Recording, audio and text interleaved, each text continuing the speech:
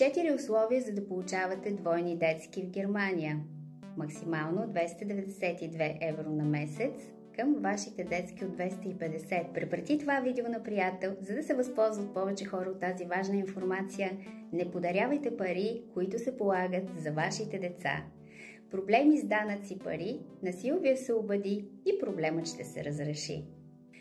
Здравейте! Аз съм Силвия Николаев, икономист и финансов консултант, живея в Германия от 1998 година и моята мисия е да помагам на сънародници в Германия. Условие номер 1. Вие да получавате детски и да имате Kindergeldnummer. Молбата за Kinderzuschlag двойни детски я пускам аз и екипът ми към същия Kindergeld номер, който вече имате.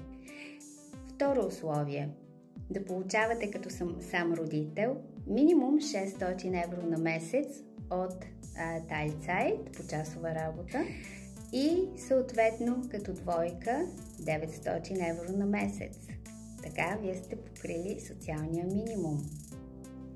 Трето условие. Вашето дете да е на по-малко от 25 години, все още да учи, да се намира в Ausbildung, професионално образование или да търси такова, да не е женено или да не живее на съпружески начала с друг партньор във вашето домакинство или в домакинството на партньора.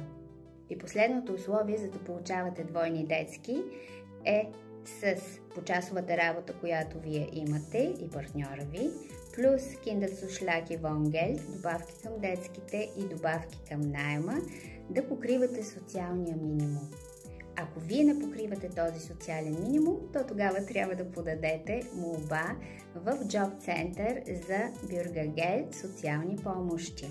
Аз помагам и екипът ми сме на ваша страна с попълване на документи, документация и водене на кореспонденция с институции. Помагаме за стартиране на собствен бизнес. Ако нямаш бизнес идея, ние имаме за теб. Свържи се с нас, ще ти дадем допълнителна информация безплатно в WhatsApp група. Линка за WhatsApp групата ще го намерите в моята автобиография. Линк 3 Силвия Николаев. Кликни, присъедини се и ела в общност от самишленици, в която ще получиш много взаимопомощ и ноу-хау. Безценно и безплатно. Дай ми сърчице, пиши в коментар от кой град гледаш това видео. В коментара ще получиш и информация как можеш да изчислиш в Kinderlotse линк към страницата дали на твоето домакинство се полага Kinderzuschlag максимално 292 евро или според твоите доходи, приходи и разходи каква е сумата на Kinderzuschlag, която на теб специално се полага.